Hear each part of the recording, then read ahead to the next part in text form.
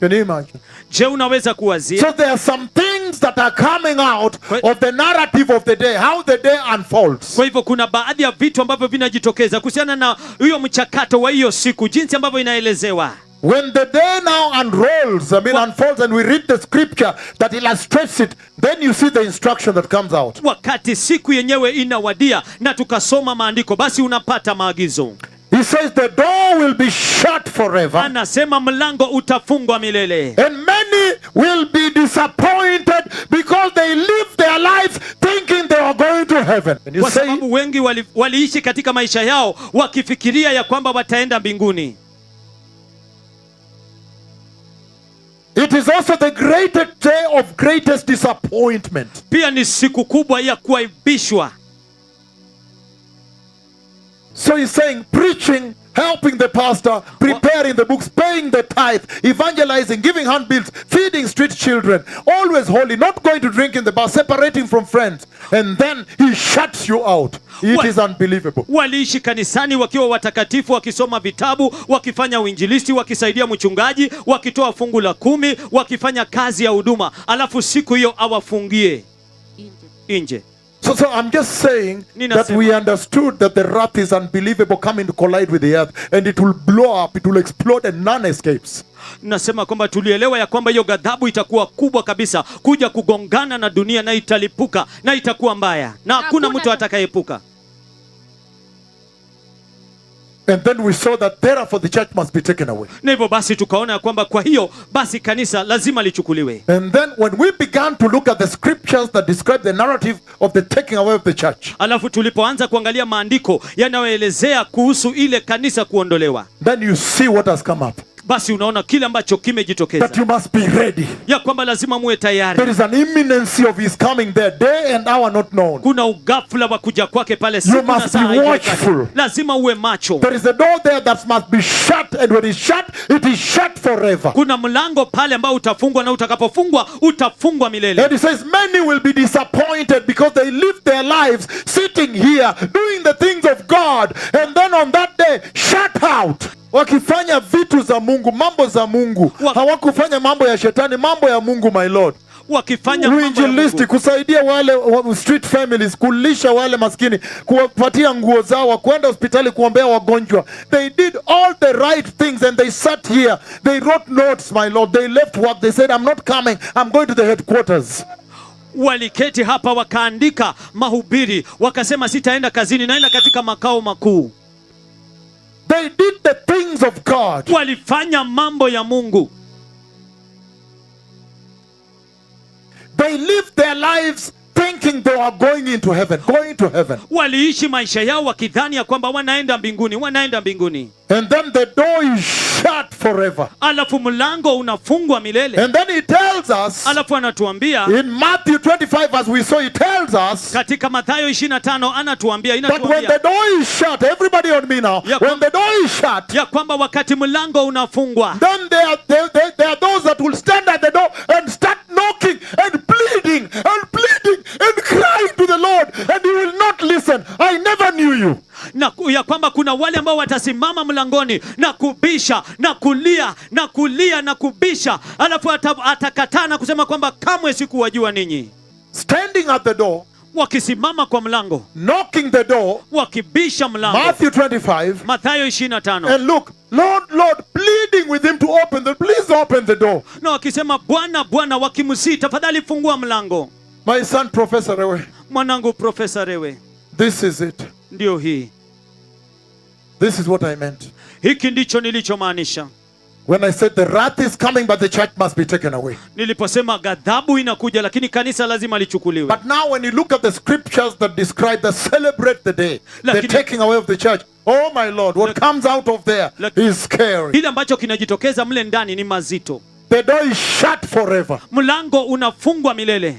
And there are people that it is also the day of the greatest disappointment. Na kuna watu ambao pia ni siku ya kuaibishwa kubwa kabisa, Because they lived on the earth doing the things of God. kwa sababu waliishi duniani wakifanya mambo ya Mungu, Evangelizing and preaching in the churches. wakifanya uinjilisti na kuhubiri kwenye And makanisa. what will strike you, what will hurt you now, Na kile ambacho kitakugonga, kitakushtua is sasa, that when he says, away from me, I never knew you. ni wakati anaposema ya kwamba mbali na mimi sikuwajua kamwe. What will shock you that, just a moment, does it mean there is a false form of salvation and the genuine one?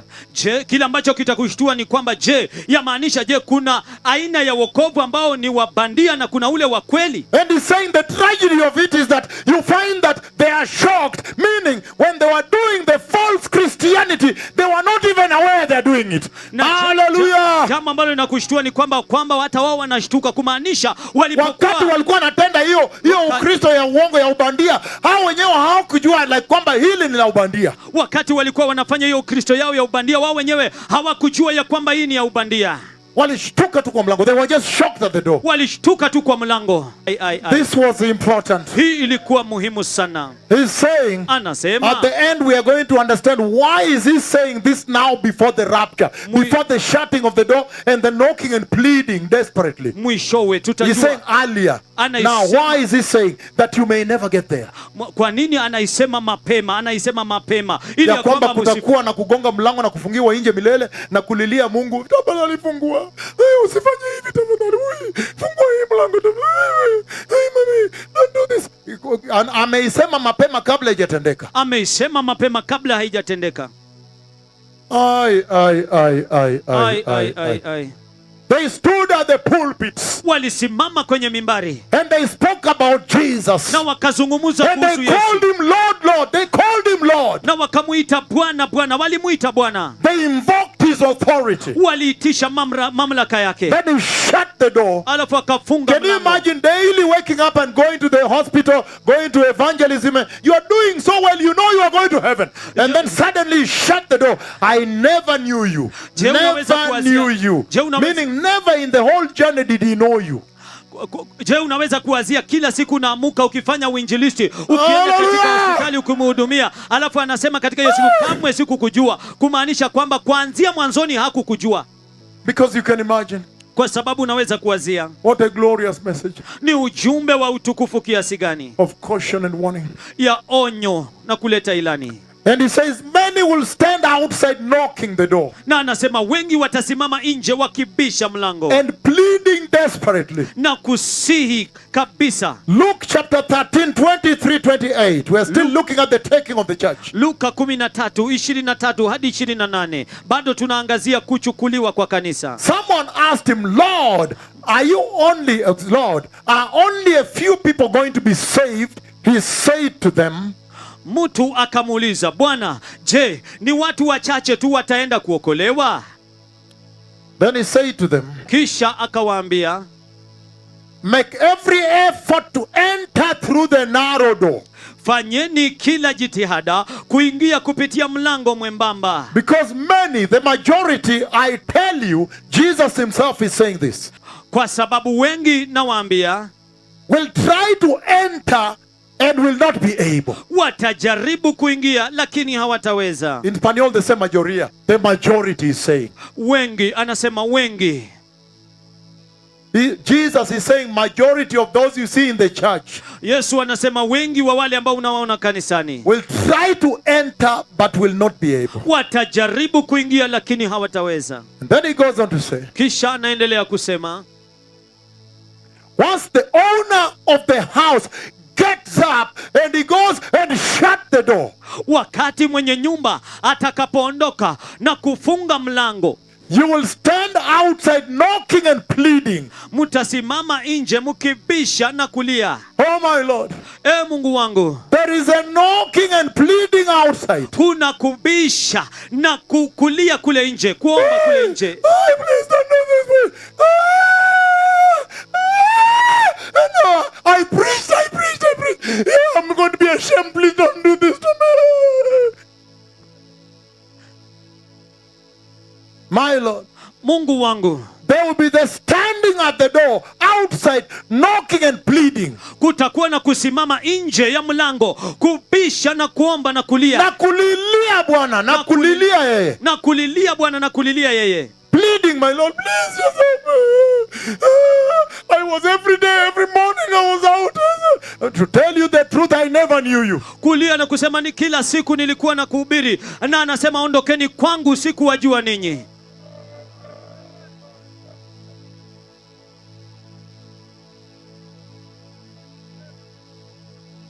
I tell you, today we're going to handle this. Na kuambia leo hii tutakwenda kushughulikia I'm hii. going to major on this today. Nitakwenda kushughulikia hii. That leo hii. everybody may prepare well and never run into this. Yeah. Being shut out and knocking and pleading and crying. Ya kwamba kila mtu asipate, ya kwamba msijipate katika hii, ili ya kubisha na kulia na kuombolea. Sir, please open for us. But he will answer them, I never knew you. I don't know you, even where thou comest from. Bwana, Bwana, Bwana, Bwana, tafadhali tufungulie. Lakini atawaambia, kamwe siwajui wala mtokako. Then you will understand, wakati watu walikuwa wanafunga nywele zao na kitambaa, wewe ulikuwa kwa mambo yako. Basi utajua wakati watu walikuwa wanafunga nywele na kitambaa, wewe ulikuwa kwa mambo zako. Sasa mshahara inalipwa. Sasa mshahara inalipwa. Hallelujah, my son Mokaya. Hallelujah, mwanangu Mokaya. This is very serious. Hii ni nyeti Very, very sana. serious, my Lord. Yeah. No. Jesus, Mokaya, listen to me, my son. Nisikilize Mokaya mwanangu. Jesus Yes. is not talking here about atheists and people who have not received him, who don't want him, who have rejected him. He is talking to the church. Yesu azungumzia hapa kuhusu watu ambao hawamjui Mungu, ambao ni makafiri. My Lord. Anazungumzia kuhusu He is not kanisa. talking to atheists, my Lord. Hazungumuzi kwa makafiri. Mungu Oh, wangu. my Lord. Oh, Mungu wangu. He is talking about people that did the things of God. Anazungumza kuhusu watu ambao walifanya mambo ya Mungu. They went to evangelize. Walikwenda kufanya uinjilisti. They fed the street children hot soup. Waliwalisha watoto wa mitaani supu moto. They gave them clothes. Waliwapatia mavazi. They went for evangelism. They preached in crusades. They stood up on platforms and said, Jesus is Lord. Walifanya uinjilisti, wakasimama kwenye majukwaa na kusema Yesu ni Bwana. They baptized people Waliwabatiza watu in the name of the Lord. katika jina la Bwana. These are the people Jesus is addressing himself to. Hawa He's ndio talking about. Hawa ndio watu ambao Yesu anazungumzia kuwahusu. They talked about holy altars. Walizungumzia kuhusu madhabahu They matakatifu. talked about going to headquarters. Walizungumzia kuhusu kwenda katika makao These are the makuu. people the Lord is talking about. They did the good things. They did the God things. Hawa The ndio things watu, of God. hawa ndio watu ambao Mungu anawazungumzia, walifanya mambo mazuri, walifanya mambo ya Mungu.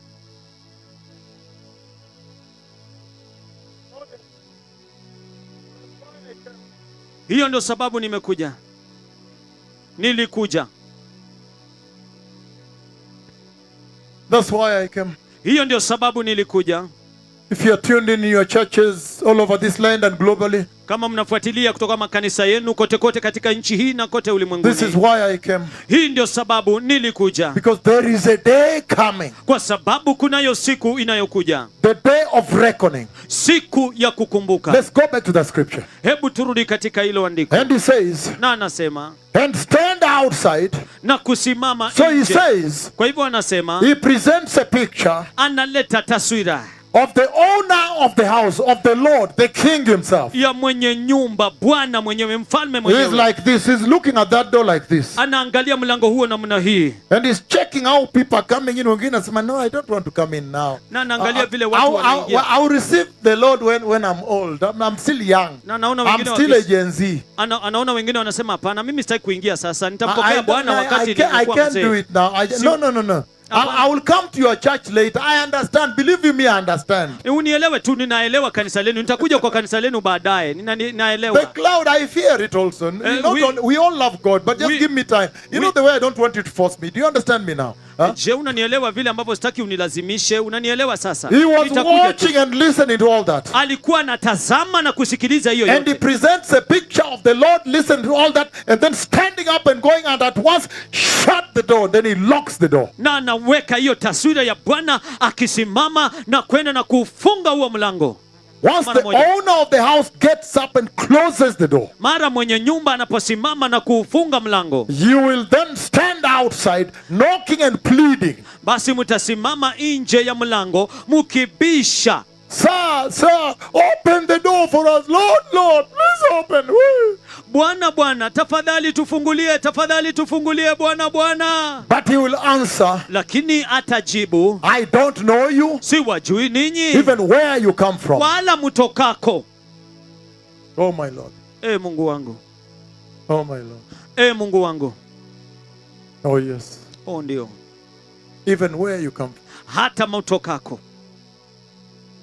And he goes on to say, Na naendelea kusema, then you will say, ndipo mtasema, Lord, we ate and drank with you, Bwana, tulikula na kunywa pamoja nawe, and you taught in our streets. tena ulifundisha katika mitaa yetu. But he will reply, Lakini yeye atawajibu, I never knew you. si wajui I ninyi, don't know you si wajui or where ninyi you come from. wala mutokako. Away from me, you all evildoers. Ondokeni kwangu ninyi watenda maovu. Then he says, Kisha asema, there'll be weeping there ndipo kutakuwa na kulia and pale gnashing of teeth. na kusaga meno.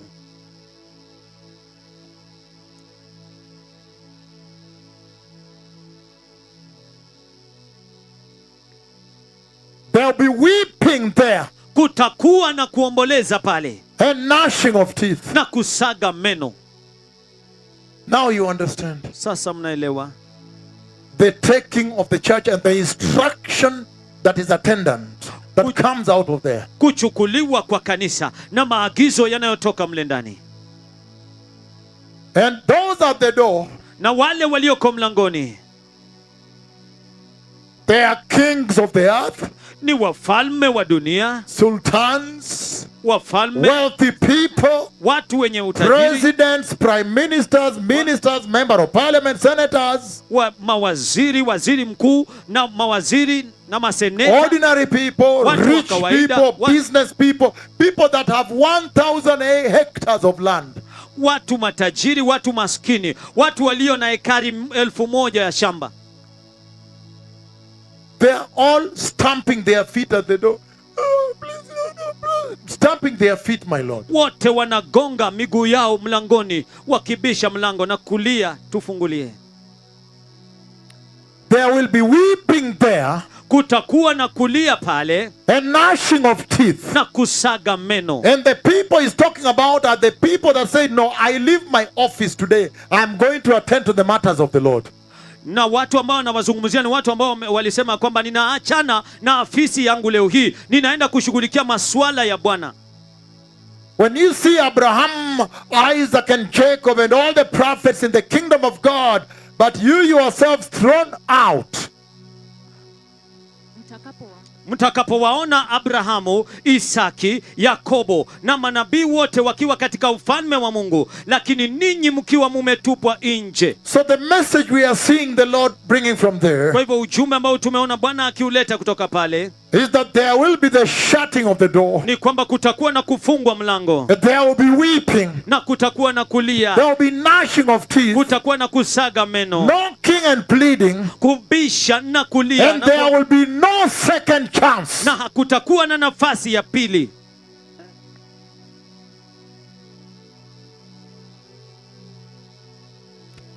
My daughter Beatrice Mutali, there will be no second chance. Binti wangu Beatrice Elizabeth, Mutali. there will be Elizabeth, no second chance. hakutakuwa na nafasi ya pili. And there will be no second chance. Na hakutakuwa na nafasi ya pili. Oh my Lord. Mungu wangu, There will be no second chance. If the door will be shut, closed forever. hakutakuwa na nafasi ya pili. Mlango utafungwa milele. Whether you weep until blood comes out of your eyes, Iwe utalia hadi damu itoke katika macho yako, abusing the grace of God. kutukana neema ya Mungu. We are going to come to this. Tutakuja kwa hiyo. He says there will be no second chance, Anasema hakutakuwa na nafasi ya pili, and there will be rejection by the Lord himself. na kutakuwa na kukataliwa na Bwana mwenyewe. You know, if Satan wakes up one day and tells you he has rejected you, Unajua, ikiwa shetani naweza amuka siku moja na kuambia nimekukataa wewe, and say, you Peter, today I've rejected you. In fact, I shut the door on you today. na kukwambia I wewe don't Peter, want you anymore. wewe Peter, nimekukataa, nimekufungia mlango, sitaki wewe Peter. You'll be like, just a moment. Utasema ngoja kidogo, You have already devastated me and now you're doing what? tayari umeshanisumbua na sasa unafanya Don't nini? make me get a panga and chase you. Usifanye nichukue panga na nikufukuze. But when the Lord rejects you, the Lord himself, Lakini wakati Bwana mwenyewe anakukataa, oh my Lord, Mungu wangu, there is no recourse. There will be rejection by the Lord himself. kutakuwa na kukataliwa naye Bwana mwenyewe. And so the Lord is saying preparedness is number one, is central. Na hivyo basi Bwana anasema ya kwamba kujiandaa ndio ya kwanza ya msingi, Ni muhimu sana. ni muhimu sana.